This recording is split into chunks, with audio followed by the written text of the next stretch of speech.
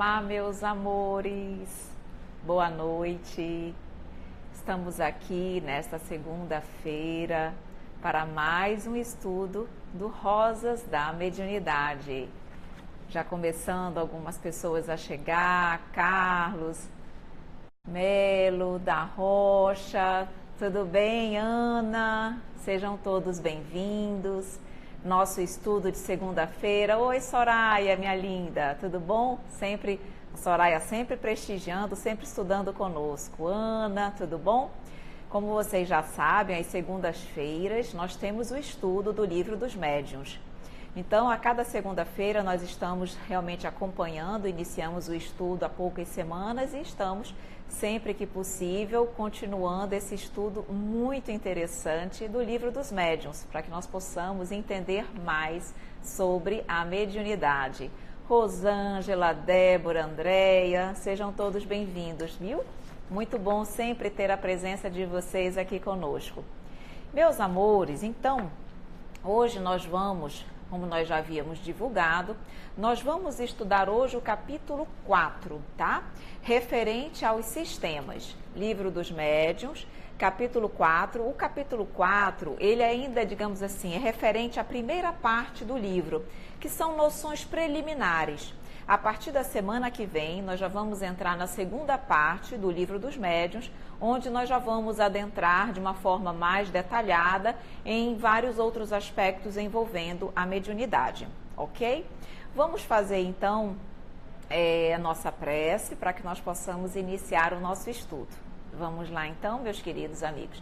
Então, vocês também podem fechar os olhos de vocês, concentrarem-se um pouquinho, elevar o pensamento ao Mestre amado, lembrando que Ele está presente ao nosso lado, junto a cada um de nós, envolvendo-nos neste estudo maravilhoso, para que possamos, através do conhecimento, dos esclarecimentos necessários, melhor compreender a lei de Deus, compreender essa possibilidade maravilhosa de nós nos comunicarmos com a vida espiritual, com os nossos corações queridos que já se encontram no plano dos espíritos. E termos a oportunidade mais ainda, Senhor, de compreender e de perder todo e qualquer medo, receio de algo que é natural e faz parte da Tua lei de amor e de verdade. Então, dai-nos sempre o bom ânimo, a coragem, a fé, a vontade de continuar estudando, para que possamos nos libertar da ignorância e nos aproximarmos de Ti, Mestre querido. Então, que Tu nos envolva e nos ampare em mais este estudo, que assim seja. Então, vamos lá, meus queridos amigos, Caroline entrando, Verônica, Liane, Liliane. Então, vamos lá, meus amores. Hoje nós vamos falar então sobre o capítulo 4, sistemas. O que é que significa este capítulo? O que realmente Kardec vem nos trazer através do estudo de hoje? Vejam, na época em que os fenômenos mediúnicos começaram a acontecer, na realidade não iniciaram naquele momento, tá? Porque na realidade nós sabemos que os fenômenos mediúnicos sempre existiram de toda a antiguidade, mas começaram a surgir de uma forma mais ostensiva, mais organizada. Então, várias pessoas, e nisso nós colocamos várias pessoas sérias, pessoas confiáveis, pessoas que eram realmente dotadas de intelectualidade, várias pessoas começaram a examinar os fenômenos mediúnicos. E a partir dessa análise preliminar, várias teorias surgiram a partir das análises feitas. Então, os sistemas que Kardec coloca, na realidade, são as várias teorias que surgiram na época que os fenômenos reapareceram na humanidade. E cada um deles, digamos assim, tinha um ponto de vista mais material, outro considerando um aspecto mais espiritual, mas vários sistemas existiram até que se chegasse no sistema, digamos assim, definitivo, que nós vamos também estudar no dia de hoje, e que de fato caracteriza a doutrina espírita.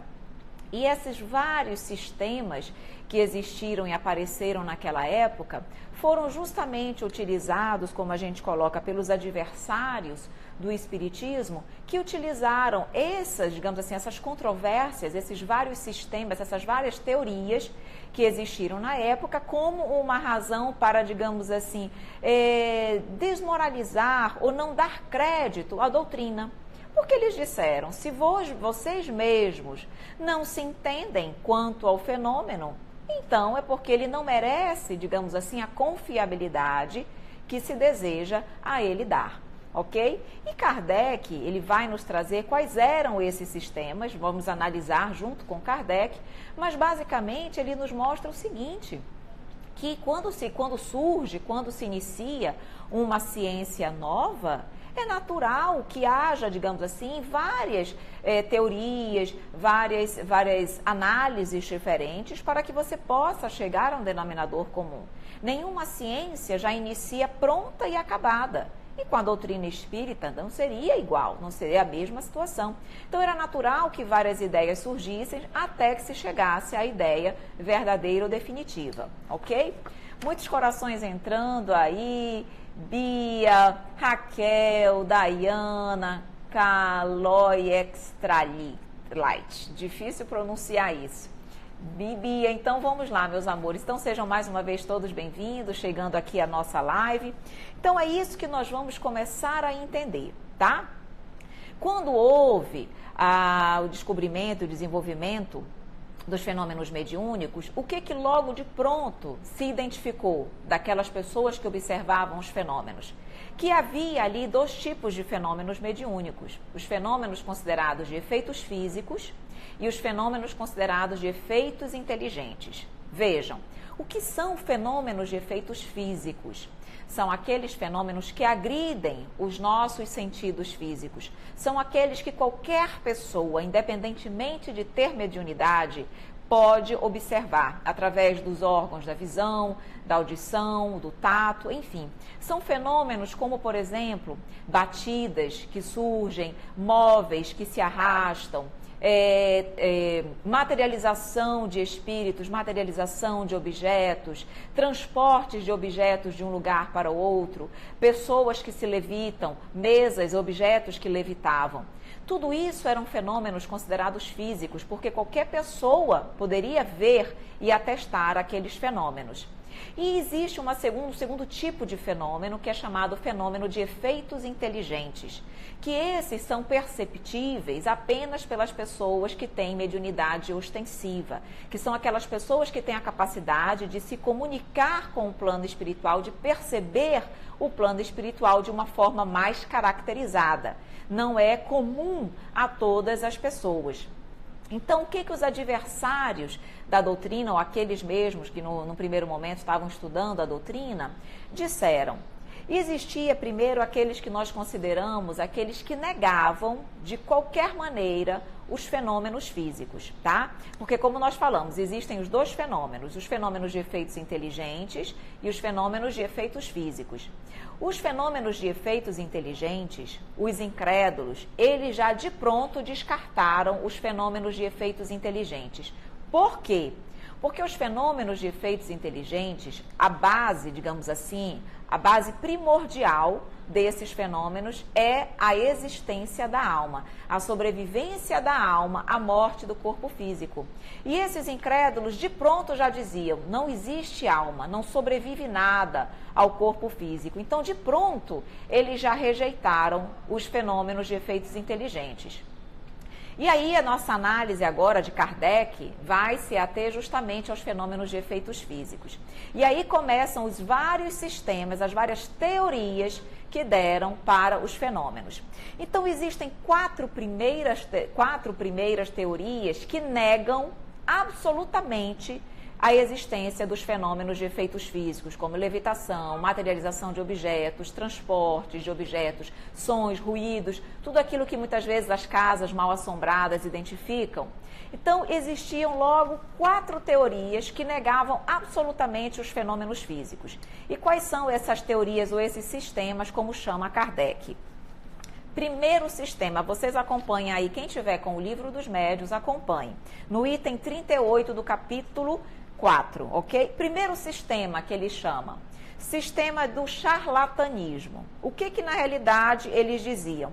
Que aqueles fenômenos físicos nada mais eram do que, digamos assim, charlatanismo, embuste. As pessoas, a Débora está acompanhando, né? Então, Débora, olha, segue, tá no item 38, esse item que a gente vai iniciar agora, o charlatanismo.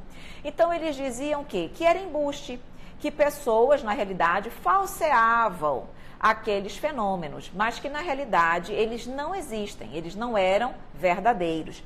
Então, eles diziam o seguinte, que era mistificação e fraude. E aí, o que Kardec nos diz sobre isso? Ele diz... Porém, as pessoas que afirmavam que era embuste, que era fraude, jamais levaram em consideração a posição social, o caráter, o saber e a honorabilidade dos médiuns e das pessoas que as estudavam. Então, o que Kardec disse? Ele disse, vejam, inúmeros médiuns sérios, pessoas honestas, de conduta ilibada, participavam desses fenômenos, eram médiuns que ocasionavam e proporcionavam os fenômenos. Então, como é que nós poderíamos simplesmente dizer que era um caso de embuste, de charlatanismo, quando nós estávamos lidando com pessoas sérias, honestas, que tinham perante a sociedade uma conduta considerada ilibada? Então, é muito simples você dizer, isso é embuste. Mas espera aí, quem são as pessoas que estão trazendo esses fenômenos? Será que não são pessoas confiáveis e que não merecem, digamos assim, a nossa consideração, pelo menos o nosso olhar, digamos, de uma forma mais respeitosa? Então, Kardec começa a refutar esse sistema, trazendo essa observação, tá bom? Aqui a May coloca aqui, os espíritos fazem a materialização através do ectoplasma dos médiuns? Comenta depois se der, por favor. Sim, May, vou comentar rapidamente para você. É exatamente através do ectoplasma dos médiuns de efeitos físicos, mas não apenas do ectoplasma dele, tá? Na realidade é um ectoplasma elaborado. Dentro desse ectoplasma elaborado, nós temos o ectoplasma do médium de efeitos físicos, nós temos o ectoplasma fornecido por demais pelas pessoas que estiverem eventualmente ali, ainda o ectoplasma absorvido da natureza, o ectoplasma absorvido dos espíritos que ali estão e os fluidos do espírito que vai ocasionar os fenômenos físicos. Então, todos esses ectoplasmas, eles são, digamos assim, misturados, tá? Eles são misturados, podem ser misturados, digamos assim, como se fosse vou colocar aqui uma panela, num caldeirão, alguma coisa assim. Eles são misturados ali e dependendo do tipo de fenômeno, eles são misturados fora do corpo do médium, quando são fenômenos de materializações parciais de objetos, ou, por exemplo, materialização só de uma mão, de um pé, de um rosto, são consideradas materializações parciais. Então, esse ectoplasma elaborado, ele é elaborado, digamos assim, misturado fora do corpo do médium. Quando são materializações completas, digamos assim, do corpo inteiro, como acontecia a materialização do espírito de Kate King através de William Crookes, que era um cientista, nesse caso, o ectoplasma ele é elaborado dentro do corpo do próprio médium, dentro do corpo espiritual chamado duplo etérico. Mas mais à frente nós vamos estudar. É um dos corpos espirituais que nós temos, o duplo etérico. Então, ele é elaborado lá dentro e é utilizado esse ectoplasma para a realização desses fenômenos, tá bom? Seria mais ou menos isso. Agora, para detalhar, tem que ser mais à frente, quando nós estivermos estudando sobre mediunidade de efeitos físicos. Nós vamos estudar isso também. Então, quando chegar, eu vou explicar para vocês em detalhe. Vocês já vão estar, digamos assim, com mais base e nós vamos poder detalhar. Mas só para vocês saberem que esse ectoplasma não é só o do médium. São vários fluidos utilizados para a realização dos fenômenos de efeitos físicos, tá bom? Vamos ver aqui. Os espíritos de Capela trouxeram a tecnologia para a Terra também? Sim, Amarildo. Eles, quando aqui reencarnaram, eles já eram espíritos intelectualizados, então eles trouxeram a intelectualização para cá, eles não tinham moralidade. Então, eles ajudaram a Terra a evoluir no seu aspecto intelectual e, através das lutas, das dificuldades, das dores que eles encontraram no mundo primitivo, eles puderam ir trabalhando o seu lado moral. A maioria dos digamos assim, exilados de capela já retornaram, mas ainda há espíritos que ainda não adquiriram a condição necessária para retornar ao seu planeta, à sua estrela de origem, tá bom? Aqui não sabia que os espíritos liberavam ectoplasma para tal fim, mas foi ótimo, sim, May, eles também, a natureza também, tá bom? Bom, então vamos continuar aqui. Aí, então, o sistema era do charlatanismo, era o primeiro. O outro sistema, outra teoria, daqueles que negavam absolutamente os fenômenos físicos, era o sistema da loucura. Eles simplesmente entendiam que as pessoas que estavam atestando ou afirmando aqueles fenômenos eram pessoas loucas, que estavam realmente desprovidas da sua capacidade de raciocínio.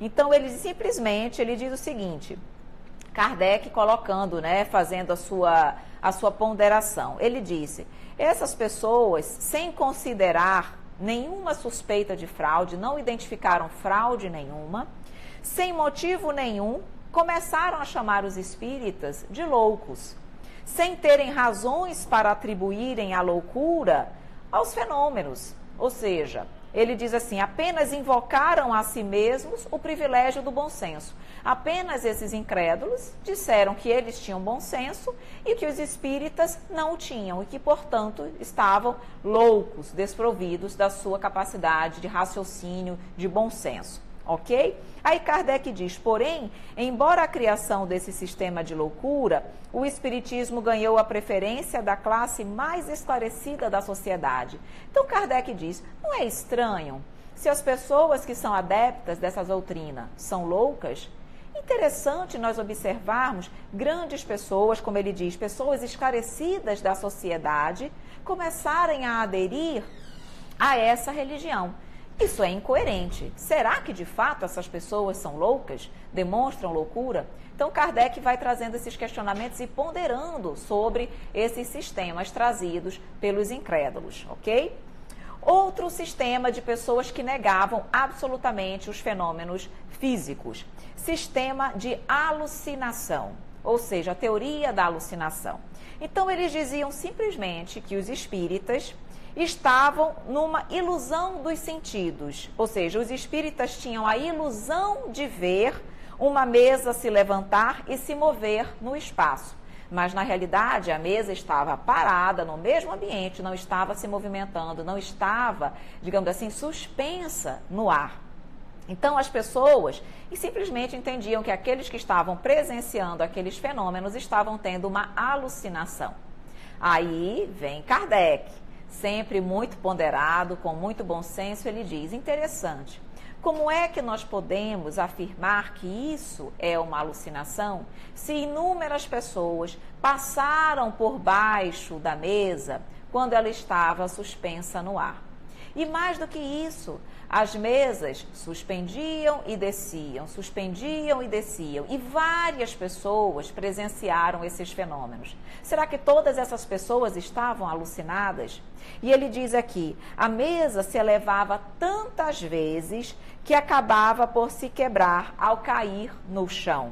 Além disso, se movia com tanta rapidez, a mesa, às vezes elas giravam com tanta rapidez que era difícil de ser seguida com os olhos. Ou seja, era impossível nós alegarmos aqui qualquer ilusão de ótica.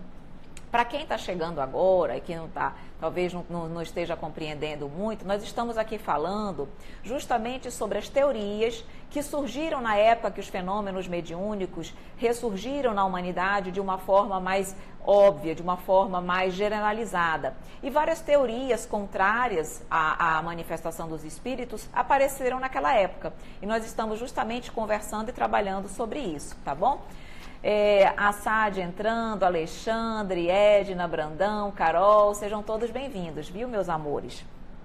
Aí Kardec diz, então como é que nós poderíamos dizer que na realidade era ilusão, se várias pessoas, enquanto as mesas estavam suspensas, lembrando, nós vamos estudar no capítulo 6, se não me falha a memória, sobre as mesas girantes, que foram justamente as mesas girantes que deram início ao estudo sobre a doutrina espírita. Foi através das mesas girantes que se elevavam no ar, giravam e respondiam perguntas que Allan Kardec começou a estudar mais detalhadamente os fenômenos mediúnicos, tá bom? Então era isso que acontecia, as mesas se levantavam, giravam e respondiam perguntas das pessoas. E aí disse assim, como é que isso pode ser uma alucinação? Não era uma alucinação.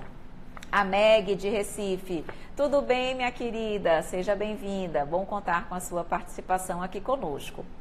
Então, vamos seguindo. Ainda tinha outro sistema, teoria do que eles chamam de músculo estalante. Na realidade, alguns adversários do espiritismo observaram que nós temos um músculo chamado de tendão muscular do pequeno perônio, é um músculo da nossa perna, que esse músculo ele era capaz de fazer aqueles movimentos de estalido, porque lembram que na realidade faziam as mesas e tudo, faziam vários estalos, vários barulhos, vários sons. E aí houve essa teoria dizendo que na realidade esse músculo, esse músculozinho, ele poderia estalar. E ele fazia barulhos e golpes exatamente como aqueles ouvidos pelas pessoas nas assembleias espíritas. Então, essa teoria começou dizendo que, na realidade, aqueles barulhos não eram barulhos decorrentes de fenômenos físicos, e sim da teoria do músculo estalante. Eram os músculos dos médiuns, daquelas pessoas que se diziam médiuns, que estalavam e faziam aqueles barulhos, ok? Aí vem Kardec dando a sua observação. Ele diz, como poderia ser esse músculo, se, como ele diz, se muitos estalos ocorriam longe da pessoa que estava imóvel, em lugares diversos da mesa, em outros móveis, nas paredes, no forro. Então, como é que aquele barulho poderia vir da mesa, do teto, de outros lugares, se ele estava sendo produzido pelo músculo do corpo de uma determinada pessoa? Porque as pessoas, ouviam esses barulhos em vários lugares. É como se os barulhos estivessem saindo de dentro da parede, como se os barulhos estivessem saindo de dentro da mesa. Então, não tinha como eles dizerem que aquilo ali era do músculo de uma pessoa que estava produzindo aqueles estalidos. Então, por mais que esse músculo, de fato, pudesse ocasionar um barulho similar, ele não explicava os fenômenos por completo, ok? Bom, estamos vindo aqui a Alexandre, muita paz, um grande abraço do Rio de Janeiro. Tudo bem, Alexandre? Seja bem-vindo. A Anne, YouTube Espírita. Que bom, meus amores, sejam bem-vindos. Então, vamos continuar nas nossas causas. Aí, Kardec, depois de estudar, digamos assim, essas teorias, esses sistemas que negavam absolutamente os fenômenos físicos, ainda houve outras teorias que não negavam os fenômenos físicos, acreditavam que havia ali os fenômenos físicos de fato aconteciam, mas foram trazendo outras justificativas para que isso acontecesse. E é isso que nós vamos ver aqui também, tá bom? O outro sistema daqueles que admitiam os fenômenos físicos, os sistemas das causas físicas, ou as teorias das causas físicas. Eles entendiam que tudo aquilo decorria de um magnetismo, da eletricidade, da ação de um fluido qualquer, que fazia com que as mesas se levantassem, que os barulhos surgissem nas paredes em vários lugares, mas que aquilo ali não era uma força inteligente, uma pessoa, uma inteligência que estivesse por trás daqueles fenômenos, e sim que aquilo ali decorresse dos fenômenos de eletricidade, de algum fluido que realizasse aqueles fenômenos. E aí Kardec, na realidade, e aqueles estudiosos da doutrina, perceberam que, na realidade, considerando que as mesas, por exemplo, respondiam perguntas, então as pessoas faziam perguntas para as mesas e as mesas respondiam positivamente, negativamente, com uma batida ou duas batidas do pé, representando sim ou não. E além disso, depois, as mesas começaram, por exemplo, a se fazer o que a gente chama de telegrafia espiritual. Foi-se colocando letras do alfabeto, tipo aquele joguinho do copo, lembram que é o jogo do Ouija, ou Dija, alguma coisa assim, que é o joguinho do copo? Foi exatamente assim que as mesas girantes começaram. Então, depois que a mesa, ela só respondia sim ou não, porque ela só batia com um pé, com uma batida ou duas batidas. Aí começou-se a estabelecer o quê? vogais, foram se colocando vogais e as letras do alfabeto, e cada batida da mesa representava uma letra do alfabeto. Então, por exemplo, uma batida era a letra A, 2 batidas a letra B, 3 batidas a letra C. Imagina como era demorado esse sistema. E assim, dependendo do número de batidas, eles iam anotando as letras e iam se formando frases. E as mesas respondiam às perguntas que eram realizadas. Então, diante disso, se perguntou como é que isso pode ser um fenômeno extremamente elétrico, magnético, devido a uma ação de um fluido, se tem uma inteligência aí por trás. Magnetismo não tem consciência para responder perguntas de forma lógica. Então, quando eles perceberam que havia uma inteligência por trás daquelas respostas, eles descartaram a teoria das causas físicas. Perceberam que aquilo ali não era simplesmente magnetismo, havia alguma coisa além do que os fenômenos elétricos, ok?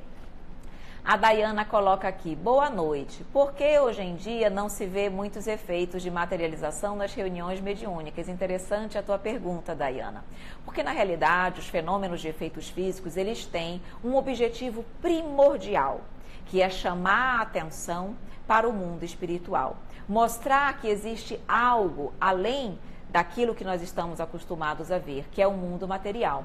Só que eles, na realidade, são só fenômenos. Então, eles vieram naquele momento, na época que a doutrina espírita precisava ser codificada, para chamar a atenção dos estudiosos da época, como Kardec, que era um homem com uma veia extremamente científica. Mas a partir do momento que os fenômenos deram lugar aos princípios, à filosofia, que Kardec teve a oportunidade de, junto com os espíritos, desenvolver toda a teoria kardeciana, que traz a compreensão, traz o entendimento, já não era mais necessário ter tantos fenômenos físicos, porque as pessoas já poderiam chegar ao entendimento da doutrina através da leitura, do estudo, da parte teórica. Porque veja, Dayana, você pode ver os fenômenos físicos, mas você pode não acreditar, mesmo estando vendo, colocando qualquer uma dessas teorias que foram trazidas naquela época. Aqui, o que dá certeza, o que dá segurança, o que dá convicção? Nós entendermos por que acontece, como acontece, qual é o princípio que está, digamos ali, presente naqueles fenômenos. E isso você obtém com a teoria. Tanto é que nós estamos agora estudando a teoria, chegando a conclusões lógicas, e lá na frente, se nós virmos um fenômeno mediúnico de efeitos físicos, nós já vamos compreender, isso está acontecendo por isso, eu já estudei isso, é aquela situação. Então você já sabe o que acontece. Então os fenômenos vieram no primeiro momento para despertar o interesse, para se estudar. Hoje nós já temos todo um arcabouço teórico, então os fenômenos físicos perderam um pouquinho a sua utilidade, mas isso nesse período, tá? Aí de 150 anos de doutrina espírita. Mas nós sabemos que os fenômenos de efeitos físicos, que deram, digamos assim, uma aliviada, eles estão voltando. E por que eles estão voltando, Dayana? Porque agora a ciência, com nova tecnologia mais desenvolvida, ela vai ter a oportunidade de estudar de uma forma mais efetiva e com melhores resultados os fenômenos físicos, de modo a virem realmente comprovar a existência dos espíritos e a sobrevivência do mundo espiritual, a existência do mundo espiritual, trazendo a veia científica que vai comprovar tudo aquilo que a doutrina espírita nos traz. Porque lembremos, doutrina espírita é ciência, filosofia e religião. Doutrina espírita caminha ao lado com a ciência. Então a ciência vai comprovar tudo aquilo que a doutrina espírita afirma. E como isso vai acontecer? Justamente através dos fenômenos físicos que retornam, os cientistas vão ter oportunidade de estudar com técnicas e equipamentos modernos para realmente comprovar a existência do plano espiritual e assim trazendo a verdade do mundo espiritual para toda a humanidade, tá bom? Então é isso que vai acontecer. Então deu uma parada, mas as coisas vão voltar. Vamos ver aqui se tem mais algumas perguntinhas. A Caroline. E por que as primeiras manifestações foram através das mesas e não psicografia, que seria mais prático? Porque não existia psicografia, as pessoas não conheciam como se davam os processos mediúnicos naquela época.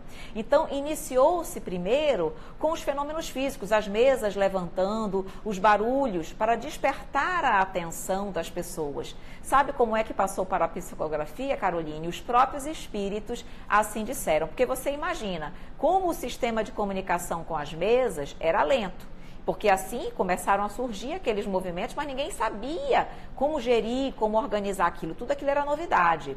Aí, o que aconteceu? Através dessa comunicação que eu falei, de uma batida, uma letrinha, duas batidas, uma outra letrinha, os próprios espíritos, nessas comunicações, disseram para que eles fossem pegar, num cômodo ao lado, uma cestinha, tá? Como se fosse uma prancheta. Que eles colocassem um lápis preso àquela prancheta e que eles colocassem, os médiuns, colocassem a mão em cima daquela prancheta e que aquela prancheta estivesse próxima das letras. E aí, quando o médium fez isso, então eles que orientaram, os próprios espíritos que orientaram para o início da psicografia. Porque as pessoas começaram a colocar a mãozinha na prancheta, o médium, e aí começou a se movimentar, que é como se fosse o copinho de hoje em dia, tá? Que as pessoas conhecem. E aí começou a se movimentar de uma forma mais rápida e mais prática. E aí desenvolveu, progrediu para a própria mão do médium. O médium percebeu que ele não precisava daquele copinho, que ele não precisava da cesta, que ele podia segurar a caneta e ele escrevia naturalmente. E foi assim que surgiu a psicografia. Mas tudo veio por conta das mesas girantes que começaram a se movimentar sem que as pessoas entendessem e compreendessem o fenômeno. Então, não tinha como chegar na psicografia sem que houvesse toda essa parte inicial, para que os homens, a humanidade, fosse pouco a pouco descobrindo e conhecendo mais sobre a mediunidade. Tá bom? Quando nós formos também estudar sobre os fenômenos de Hydesville um pouquinho, tem inclusive o vídeo sobre os fenômenos de Hydesville e das mesas girantes no canal, lá na playlist Perguntas e Respostas. Foram os nossos primeiros vídeos que nós explicamos como surgiu os fenômenos, tá bom? Quer dizer, não que surgiram. Para a doutrina espírita, elas iniciaram com os fenômenos de Hydesville, com as irmãs Fox e os fenômenos das mesas girantes, tá bom? Aqui a Marildo disse, é verdade que 90% dos encarnados da Terra vão ser relocados em outros planetas? Esse teu percentual está muito grande, Amarildo, não é assim não. Na realidade, nós escutamos, existem comentários de que 1/3 da população da Terra tem condições morais de permanecer na Terra no mundo de regeneração e que 2/3 da humanidade ainda estão num nível intelectual e moral, mas essencialmente moral, incompatíveis com a nova Terra que está caminhando para o mundo de regeneração e que, portanto, 2/3 da humanidade teria necessidade realmente de ser exilada para outros planetas compatíveis com o seu grau de evolução, tá bom? Claro que isso é gradual, as pessoas vão desencarnando e já não reencarnam mais aqui. Não é uma calamidade que vai acontecer e fazer com que 2/3 da humanidade desencarne, tá? É tudo gradual, gente, tá bom? Bom, então vamos continuar aqui. Caiu a conexão, mas aqui tá direitinho, tá bom? Vamos lá, obrigada, ok, agradeço também, obrigada pelas perguntas de vocês, assim nós conseguimos trazer novas informações, agregar mais coisas interessantes para vocês. Então podem perguntar, fiquem à vontade. Então, vamos lá, então voltando para os sistemas que Kardec nos traz. Um outro sistema que eles falaram além das causas fixas era justamente o que ele chama sistema de reflexo, que seria a teoria do reflexo. Eles entendiam que, na realidade, existia uma ação inteligente, mas não era de uma inteligência, digamos assim, de desencarnados, de uma inteligência desencarnada. Era o próprio médium ou os assistentes que, de alguma forma, refletiam o seu conhecimento através daquelas respostas. Então, eles entendiam que, na realidade, a mente inteligente, digamos assim, não era de uma espiritualidade, de um espírito desencarnado, eram dos médiuns, que, de alguma forma, se refletiam através dos movimentos, dos copinhos, da cestinha, das mesas girantes, tá? Aí, Kardec, muito lógico, com muito bom senso, ele diz: Mas como pode ser dos médiuns? Primeiro, muitos médiuns falavam que eu digo assim, traziam mensagens com um conteúdo completamente diferente da sua própria intelectualidade. Muitos médiuns não tinham aquele conhecimento. Como é que poderiam falar de filosofia, de teologia, de Deus, de mundo espiritual, se os médiuns não tinham aquele conhecimento neles? Então ele diz, muitos dos conhecimentos eram contrários àqueles que os médiuns tinham, além de que havia médiuns que eram iletrados, que não sabiam nem ler, nem escrever, e ainda assim eles traziam as mensagens. Então, como é que poderia ser um reflexo da própria inteligência do médium? Isso era incompatível com as observações que eles vinham, porque Kardec observava muito, durante muito tempo. Então ele diz, as nossas observações demonstram que essa teoria ela não funciona, ela não se aplica a todas as situações. E aí ele ainda vem dizer aqui, ó, ele diz, esse sistema não explica como o pensamento refletido do médium podia escrever coisas que o médium não sabia. Como é que pessoas iletradas podiam dar respostas do mais alto alcance filosófico? Como médiuns podiam responder a perguntas mentais ou formuladas em línguas desconhecidas por eles? Porque as pessoas muitas vezes faziam perguntas mentalmente. Vejam, nem sequer escreviam as perguntas. As perguntas eram pensadas pelas pessoas que lá estavam, pelos estudiosos, e a mesa respondia. Como que a mesa ia saber o que a pessoa estava pensando? Como médium, porque aqui é a teoria do médium, do reflexo. Como o médium ia conseguir saber o que o outro estava pensando? Então, mostra que, na realidade, só podia ser os espíritos que conseguem ler os pensamentos. E, por isso, eles conseguiam identificar as perguntas realizadas. Aí ele ainda diz mais. Como poderia ocorrer o fenômeno da escrita direta numa folha de papel ou escrita feita espontaneamente, sem caneta nem lápis e sem contato nenhum? Escrita direta, meus amigos, era o seguinte, eles deixavam um papel dobrado, ou como eles quisessem, num canto, e passado alguns minutos eles iam abrir aquele papel e ali havia uma mensagem escrita.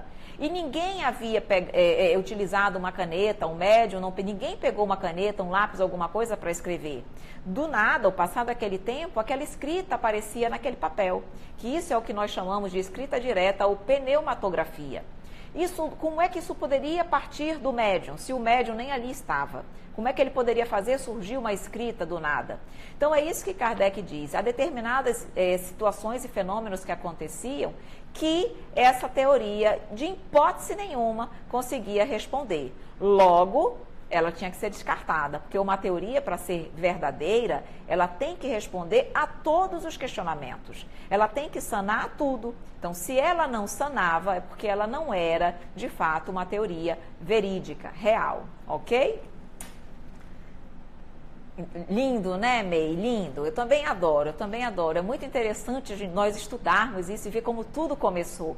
E ver como Kardec era uma pessoa, assim, inteligentíssima, de um bom senso, de uma lógica, porque ele é muito racional. E o que ele está dizendo não faz sentido? Faz todo sentido. Então, assim, é muito gostoso realmente estudar e conhecer a fundo a doutrina. Aí continuam-se as teorias. Olha que o que não faltou foi teoria naquele momento, para todos nós. Aqui a Caviniza dizendo, a mediunidade é realmente uma riqueza, sem dúvida, linda, é uma riqueza linda, é um talento maravilhoso. Aqui o Marco entrando agora no Espiritismo. Marco, seja bem-vindo, espero que nós possamos sanar as suas dúvidas, que você possa realmente se encontrar na doutrina espírita, assim como tantos se encontraram, tá bom? Qualquer dúvida, conte conosco, estamos aqui à sua disposição. A Débora coloca, inteligente demais, equilibrado, tô bobinha, eu também. E vocês vão ver no decorrer do estudo como Kardec é espetacular ele. Realmente, olha que Kardec conheceu a doutrina espírita, ele já tinha mais de 50 anos, ou seja, ele foi preparado, ele falava inúmeras línguas, poliglota, super intelectualizado, tinha outros livros em outras áreas, então ele foi preparado durante a vida dele toda para que ele tivesse condições morais, intelectuais, de conhecimento, para depois dos 50 anos, conhecer a doutrina espírita e codificar a doutrina. Então, se ele tivesse conhecido muito jovem, talvez nos arroubos da juventude, e não tivesse feito o trabalho que fez. Então, tudo acontece no tempo certo, com Kardec e conosco também. A Meg aqui, apaixonada pelos relatos de Kardec. Aqui é a Bia Carmo. Nossa, a cada dia em que passa, fico mais apaixonada pelo Espiritismo e com seus ensinamentos, então, parabéns. Obrigada, Bia querida. Eu também fico muito feliz com os ensinamentos, gosto muito e realmente eu me encontro na doutrina e fico feliz de alguma forma poder também transmitir um pouquinho desse conhecimento para vocês, tá bom? E eu aqui me achando velha com 25, e eu com 42, e olha aí, Kardec só depois dos 50. Então, o que nós já podemos fazer? Muita coisa ainda, muita coisa, sem dúvida. Pois é, então vamos continuar aqui os sistemas. Que outro sistema foi trazido naquela época? O que eles dizem é o seguinte: sistema de alma coletiva. Ora, o que aconteceu? Como eles perceberam que o médium individualmente não tinha condições de ter todo aquele conhecimento e de gerir só ele mesmo todas aquelas informações, eles disseram que então aí é o sistema das almas coletivas, ou seja, todos juntos, porque aquilo ali era presenciado por várias pessoas, os fenômenos das mesas girantes, certo?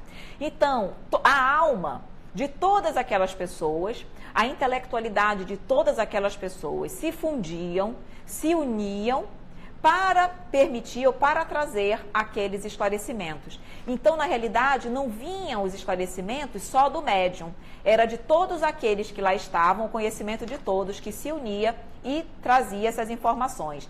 Então, é o que eles chamavam de sistema de alma coletiva.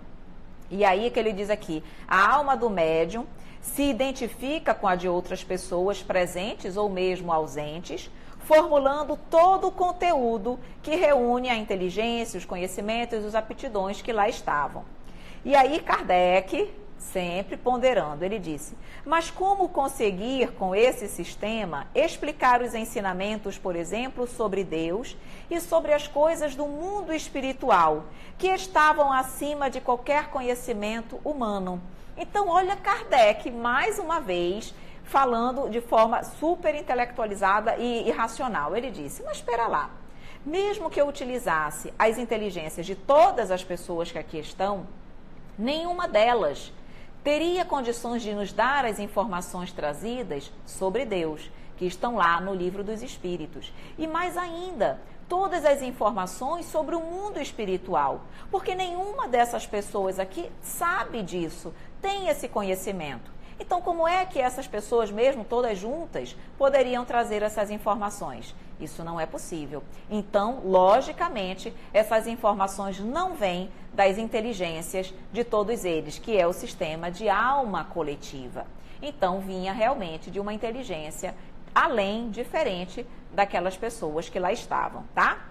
Eu vou falar mais de um sistema e eu vou para as perguntinhas de vocês, ok? Ainda tem o sistema sonambúlico, que eles diziam o seguinte: no sistema sonambúlico, a alma do médium produz comunicações inteligentes fora do seu conhecimento, porque tem o médium uma superexcitação momentânea das suas faculdades mentais, uma espécie de estado sonambúlico ou estático, que exalta e desenvolve a inteligência. Então, eles diziam que o médium, então esse é outro sistema sonambúlico, uma outra teoria. Diziam que o médium, na realidade, ele entrava num período de êxtase. E naquele período de êxtase havia uma ampliação da sua capacidade intelectiva e por conta dessa inteligência que ela era super desenvolvida durante os momentos de êxtase, ele tinha condições de trazer todas aquelas informações para as pessoas que ali estavam. E aí, Kardec vem responder: mas como isso poderia acontecer? Que ele diz o seguinte: basta haver presenciado como operava a maioria dos médiuns para compreender que a teoria do sonambulismo não resolve todos os casos. Ele dizia aqui, certos médios escrevem como uma máquina, super rápidos, sem a menor consciência do que eles estão obtendo. Ora, se o próprio médium, que existem os médios, nós vamos estudar, que são chamados médiuns mecânicos, que eles escrevem sem consciência. Eles só vão ter ciência daquilo que eles escrevem quando eles retornam do transe. Então, ora, se eu estou desenvolvendo, se eu estou dizendo que é a inteligência do médium que entra no estado de êxtase e tem uma super excitação e traz essas informações, como é que o médium não saberia o que ele estava escrevendo, se parte dele as informações? Ele diz aqui, muitos ficavam inteiramente distraídos, rindo, falando de outros assuntos, enquanto estava acontecendo o processo mediúnico. Então, como é que eu posso dizer que ele estava num estado de êxtase? Porque quando você está num estado de êxtase, nós vamos estudar também o êxtase, você entra num processo de transe profundo, tá? E durante aquele transe, as informações são trazidas. Então, ele disse, se muitos médios estavam distraídos, rindo, conversando, como é que eu posso dizer que eles estavam em estado sonambúlico para trazer estas informações? Então, ele diz, quando você observa os fatos, você vê que as coisas não batem e que essa teoria também não responde todos os fenômenos, todas as formas, de todas as maneiras que os fenômenos aconteciam. Por isso, também era uma teoria que foi rechaçada, ok? Então, vamos lá, ver mais umas perguntinhas e depois para nós voltarmos aqui para os sistemas. Tem 2 sistemas importantes que eu não posso deixar de falar, tá bom? Aqui, realmente muito bom aprendizado, sim, Soraya. Ju, perguntando se trabalho com apometria. Não, minha querida, não trabalho com apometria, tá bom? Quando nós estivermos estudando, eu vou explicar para vocês direitinho o que é apometria. É um sistema, principalmente, que é mais espiritualista do que doutrina espírita. Divaldo Franco, inclusive, tem uma observação que ele não considera a apometria como parte da doutrina espírita. A apometria é aquela que entende que se trazem técnicas que, digamos assim, curam as obsessões. E, na realidade, Divaldo Franco vem nos mostrar que as obsessões, elas podem até ser auxiliadas pelas técnicas que a apometria eventualmente traz.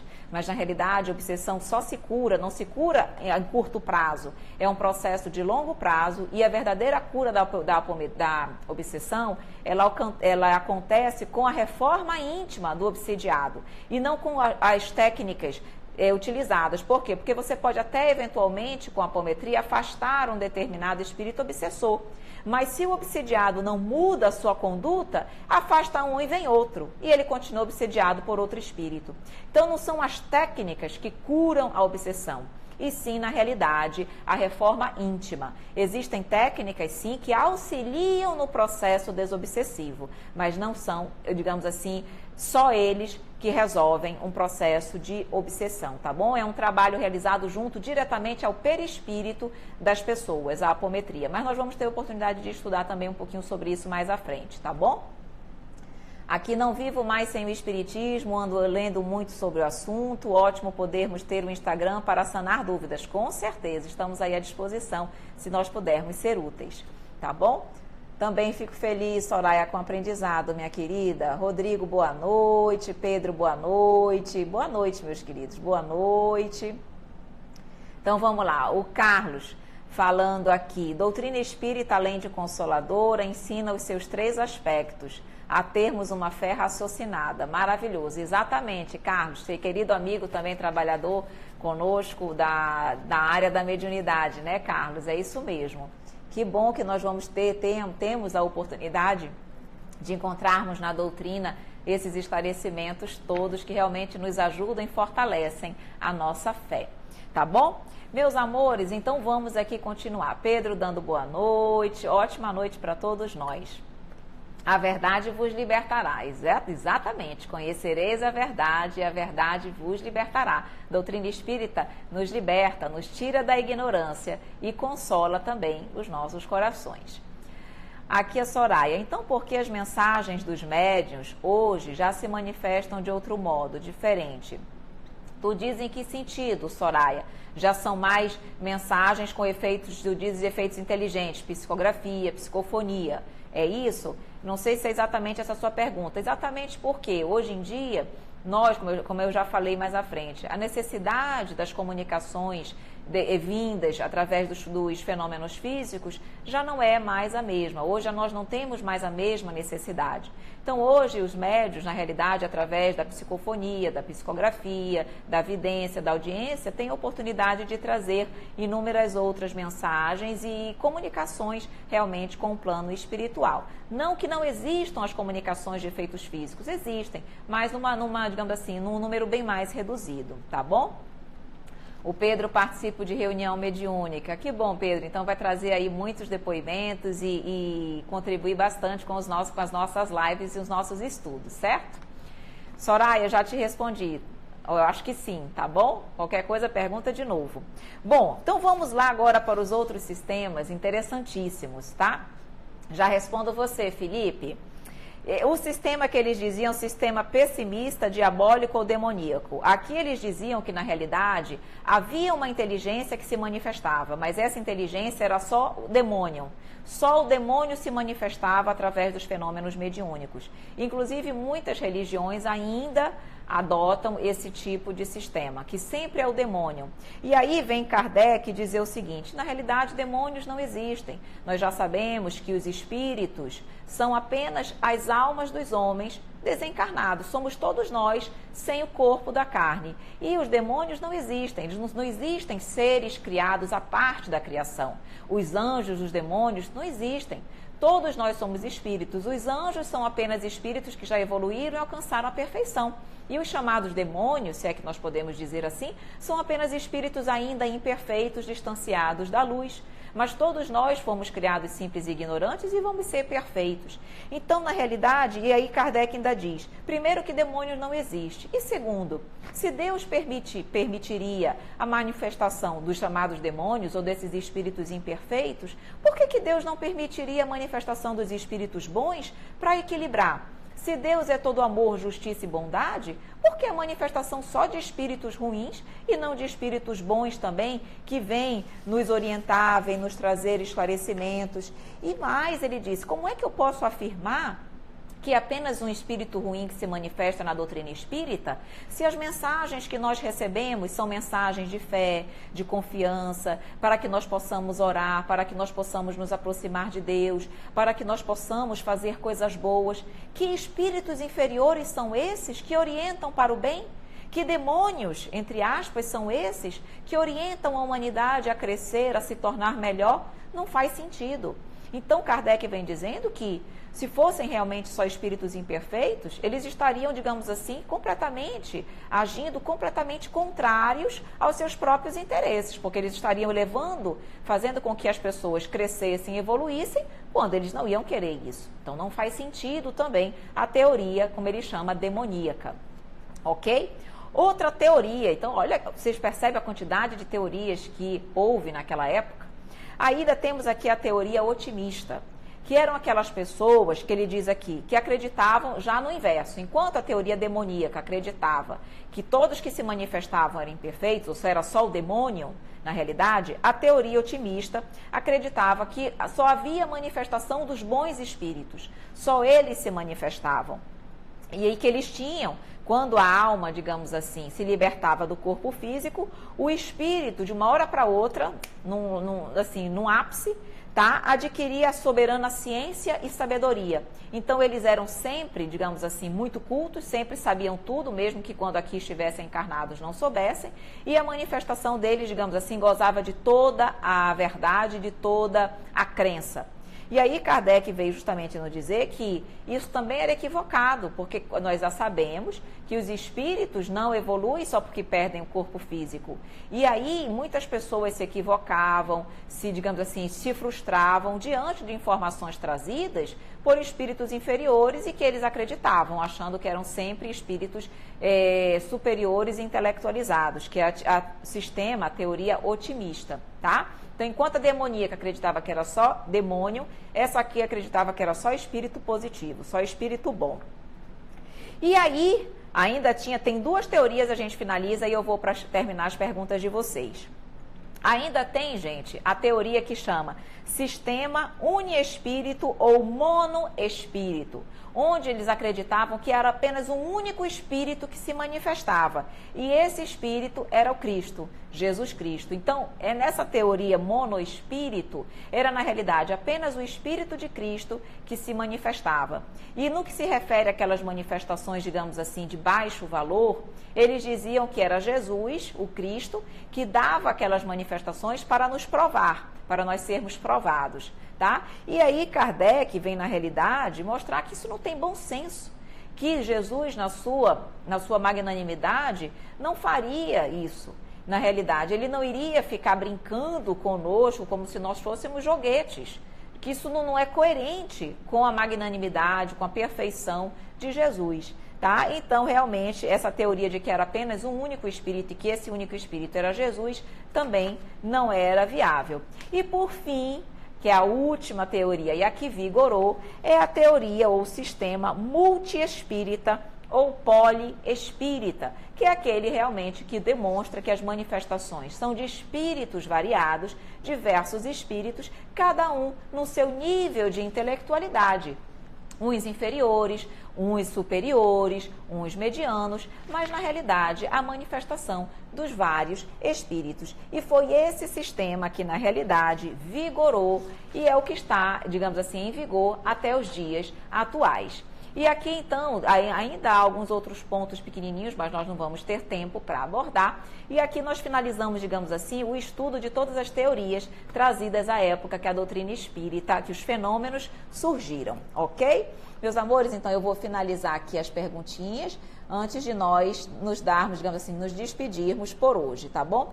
Como faço para desenvolver a minha mediunidade, Felipe? Primeiro, estudar. Então, nós já estamos estudando. Estude, procure realmente, junto com o estudo, num centro espírita confiável, sério, procure a Federação Espírita da sua cidade. Você vai, depois de um estudo, digamos assim, preliminar, que os centros oferecem, você vai ter um estudo específico sobre a mediunidade, onde você vai estudar e desenvolver, vai para a parte prática da mediunidade, e você vai ser bem orientado no desenvolvimento dessa mediunidade. Então, a parte teórica nós podemos estudar aqui sem problemas, mas a parte prática tem que ser realmente num centro, com pessoas que possam lhe orientar de forma segura, tá bom? Então, estudar no primeiro momento. Aqui, a D.A. Melo, eu li em um livro espírita que estou lendo, em que um espírito contava que procurava um médium para sugar energia, porque os médiuns têm mais energia do que os demais. Isso procede? Se sim, por quê?